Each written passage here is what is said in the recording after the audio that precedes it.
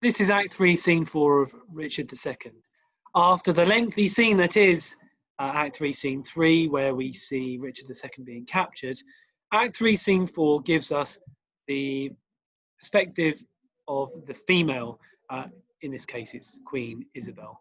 And we see how she doesn't really know very much about what has happened to her husband and how she becomes reliant upon a gardener and his assistant, the common man, to tell her what she needs to know.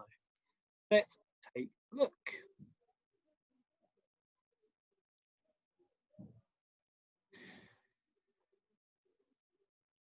Richard II having a wife helps to normalize and humanize him.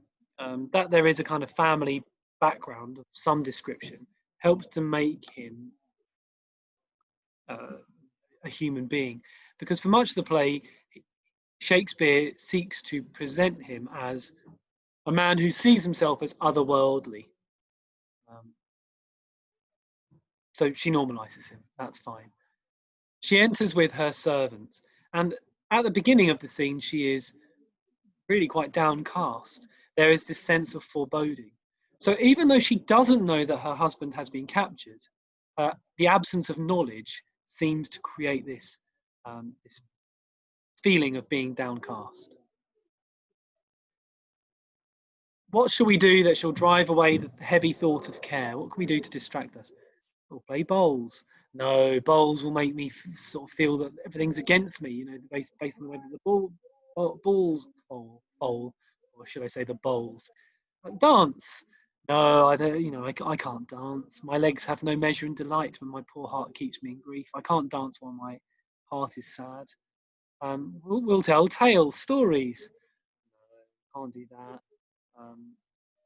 Whether it's tales of sorrow or joy. If it's tales of joy, make me feel sad because I'm not feeling joyful, altogether wanting. It doth remember me the more of sorrow, she says. But if it's a story of grief, it adds more sorrow when I need to feel joyful. Lady says, I'll sing. 'Tis well that you have cause to, but thou shouldst please me better if you were to weep. I could weep, madam, would it do you some good? And I could sing, the Queen says. Would weeping do me good and never borrow any tear of thee? So the question here, I'm waving the mouse around, what impression of the Queen do we have? Well, she's a bit of a misery guts, isn't she? Now that's not a terribly formal way of putting it. So what we might instead say is that the Queen is downcast because of her absence of knowledge. The Queen is downcast because there is obviously little that can be done to improve her mood. And then the gardener and his servants arriving will help to reinforce that mood because she doesn't know things that they do. She's the queen of the land, and they are humble servants, lowly gardeners.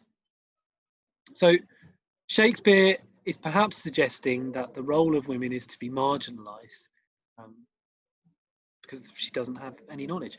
Maybe we could also say that the Queen is marginalized because in the text she's rarely in it. This is, I think, this is the scene since I think Act 1. So she's really not in the text very much. And maybe that's because women are marginalized and less relevant, but it could be because that's the way that Richard perceives women as well. She's his wife, but the insinuation that he has been having affairs with men perhaps suggests that he's disinterested in women too. The Queen says, stay, here come the gardeners. Let's hide in the shadow of these trees. My wretchedness unto a row of pins. They're going to talk about the state. They're going to talk about the country. They're going to talk about the government. For everyone doth sow against a change. They seem to know what's happening. Woe is forerun with woe. And then the ladies hide. So these women are reliant upon hearing some gardeners speak to find out what's going on in the country. Why does Shakespeare choose gardeners? Perhaps to tie into the continuing metaphor of the king and his association with the land that we have seen throughout the text. We will see as the gardeners speak how Richard is compared to a poor gardener, a man who has not tended the land carefully. He hasn't eradicated the bugs and the flies and the rodents and whatever else it is that goes into making plants suffer and die. If Richard is a gardener and a tree or a plant is his land and the plant dies, it's a fairly obvious metaphor for Richard's allowing the state to die, to slowly decay, to slowly fade away.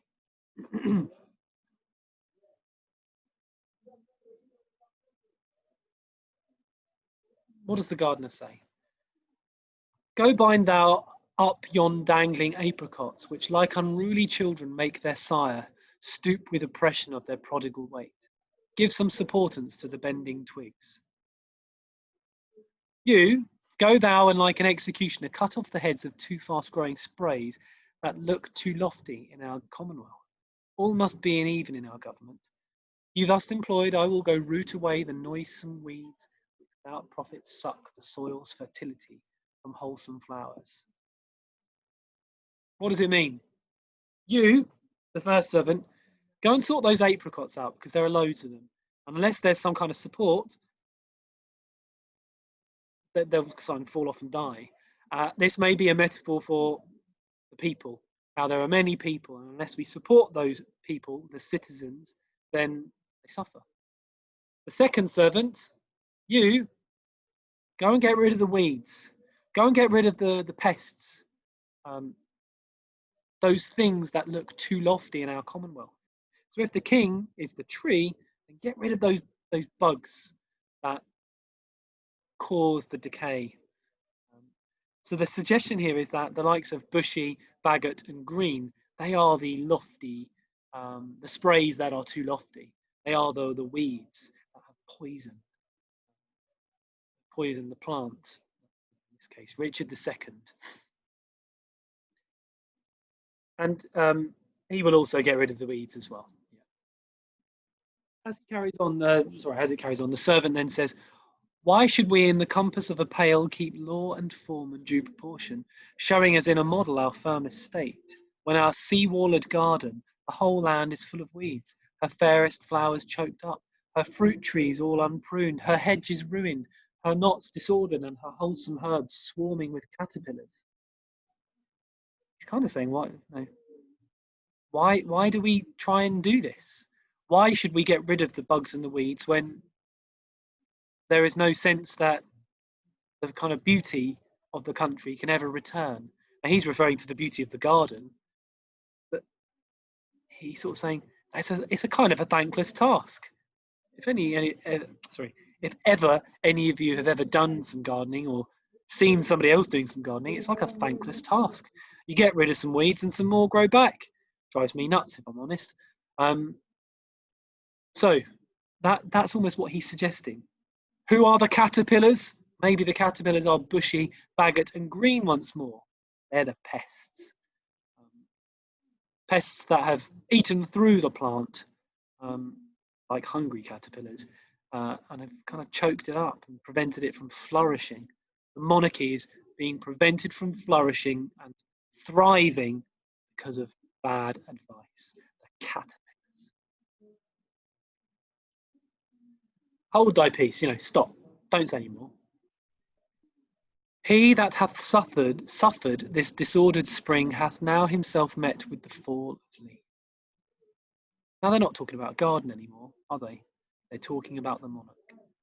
He, Richard, that hath suffered with this disordered spring, has now himself met with autumn. Yeah. So the reason some societies call autumn the fall is because that's what it comes from. It's about the fall of the leaf. So if this is a metaphor for Richard, and I think it is, I think that's what most critics and most theorists around this text suggest, then Richard has suffered. Spring has been disordered by the arrival of Bolingbroke, who takes the throne but without ever quite saying that he wants to take the throne. And Richard has now met with a fall. However, unlike the seasons, Richard is not going to suddenly re-emerge with a new spring. His autumn will lead to a sort of fairly permanent winter. On line 50, we carry on. The weeds which his broad spreading leaves did shelter, that seemed in eating him to hold him up, are plucked up by root, and all by Bolingbroke. I mean the Earl of Wiltshire, Bushy Green. His servants are gone. They've been captured too. These weeds, they have been eradicated. Are they dead? They are. And Bolingbroke hath seized the wasteful king. Oh, what pity is it that he had not so trimmed and dressed his land as we this garden. It's fairly apparent. Oh, what a pity it is that he didn't look after the country like we have looked after this garden. Because if he had, then he would still be thriving. Carrying on. We at time of year do wound the bark, the skin of our fruit trees, lest being overproud in sap and blood with too much riches it confound itself. Had he done so to great and growing men, they might have lived to bear and he to taste their fruits of duty. Superfluous, extra branches we lop away that bearing boughs may live. Had he done so, himself had borne the crown which waste of idle hours hath quite thrown down. We tend to our garden, is what he says. We do sometimes difficult things so that it thrives. If he had done the difficult things, if he had taken better advice, then perhaps he wouldn't have been cut down. There would have been no desire for Bolingbroke to come in and sweep across the land, gathering support, because it's the people who ultimately put Bolingbroke in charge. What? Do you think the king will be deposed? Do you think he'll lose his place? He's gone already. It's done. Deposed. 'Tis doubt he will be. You know, it's happened. It's happening. Happened, yeah. Letters came last night to a dear friend of the good Duke of York's that tell black tidings. We got a letter. This is where it's happening. So I should add at this stage that they are the gardeners at the Duke of York's establishment in a place called Langley, which is west of London. So the action of Bolingbroke and Richard, you know, where he is captured, is all over in the west of England, over towards sort of Bristol direction. These men are receiving notification in London, where the king typically would sit, and so the action will be transported this way in the fullness of the text. You'll see after line 70, 72, it is there, that this is where the Queen comes forward. The Queen, who has been hiding, says, I am pressed to death through want of speaking. You, old Adam's likeness, set to dress this garden, how dares thy harsh rude tongue sound this unpleasing news? How dare you say it? What Eve, what serpent hath suggested thee to make a second fall of cursed man? Why do you say King Richard is deposed? Darest thou little better thing than earth, divine his downfall? Say when, say where, when, and how canst thou by this ill tidings? Speak, thou wretch! Right. The Queen is angry, and maybe that mitigates her treatment of the gardener. But there is this sense here that the Queen, you know, the lady at the top of the social hierarchy, speaks to the common man with the disdain that might have been typical of her husband, which may explain why Richard was deposed in the first place. Perhaps we can understand some of her anger to a degree because she is finding dreadful news of her husband's being deposed by hiding in a garden, and it takes a gardener to tell her. Unlike in many Shakespearean texts, this gardener, this common lowly man, he's not a comic fool. He's in fact really quite wise. But that doesn't mean he gets away with being treated abysmally. You'll see that the question underneath the number 75, what is the illusion here? Well, I've deliberately held on to this for this particular bit because the illusion, I think, is reasonably obvious. The gardener is compared to Adam, the first man, and he is then described as an Eve. What serpent hath suggested thee to make a second fall of cursed man? So what we have here is, well, a number of things to draw out. One, Throughout the text, Richard has seen himself as the man appointed by God. He believes in the divine right of kings, so hand selected, chosen by the deity to lead men. And that is a sign of Richard's greatness, but it also brings about his subsequent fall because he fails to recognize that to govern, you need the support of many people. It's not just about issuing decrees and orders.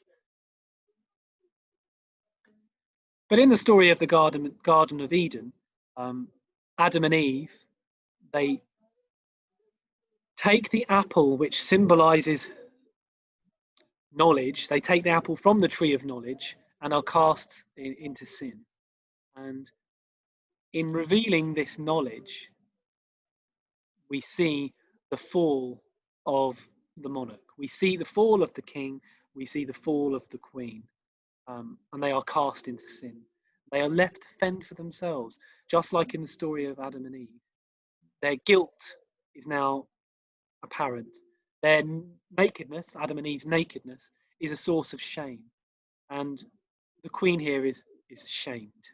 She is shamed by the actions of Bolingbroke and the deposition of her husband, the king.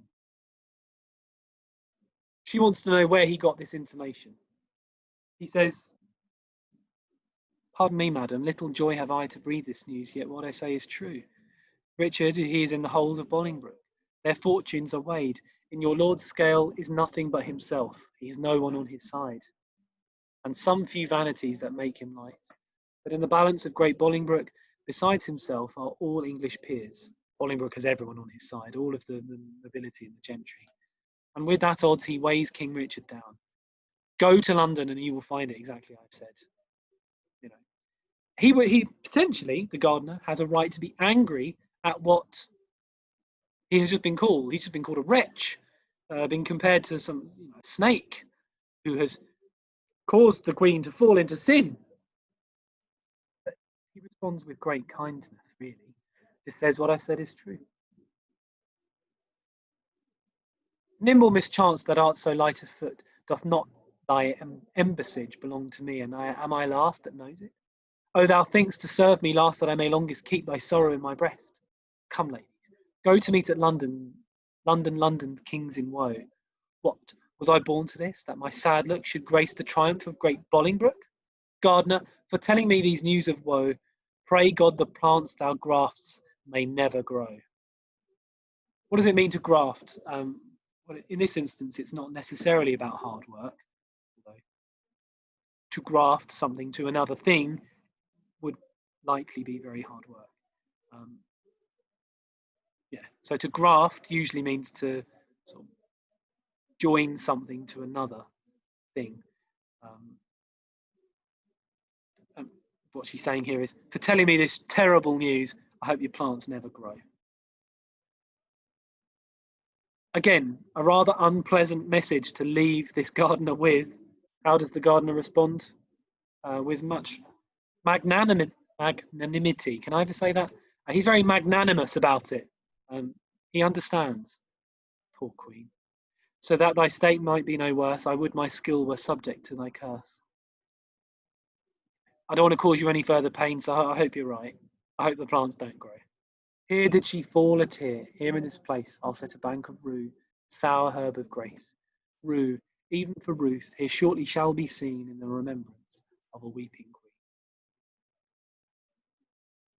He finishes by saying he'll plant something in her honour, something which is a sour herb of grace.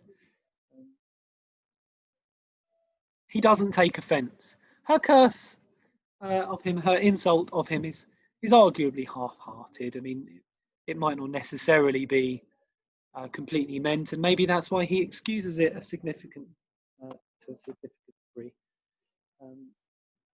So this is not a scene of comic relief as we would typically find in a scene containing so-called lower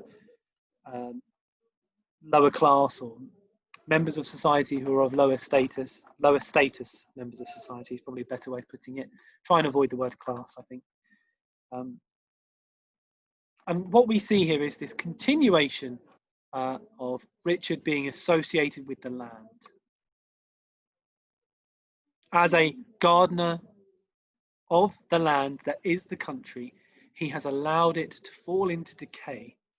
And that metaphor is continued throughout this scene, and it builds on metaphors seen in Act 1 and the reference to Woodstock in Act 1, where we also see how he's kind of been chopped down. He is a member of the family tree who has one of his boughs, his branches cut off, as seen through his early death. Something that would be really helpful for you to do now, based on this video, is to go back through your reading thus far and track all the references to England as a garden, England as like a state of paradise, as in the Garden of Eden, noting Richard's attachment to that and seeing how at the beginning of the text this garden is in healthier condition than it is now, but how the garden was never quite in the sort of best condition that it should have been, because Richard has never treated it with respect, the time, and the care that was required. Hopefully that's useful in terms of clarifying what the scene's about. Do that task. Track those references to the natural world, to England as a garden, and then you'll be able to sort of spot trends throughout the extracts and throughout the play as a whole. That's it for now. Thanks very much. Bye-bye.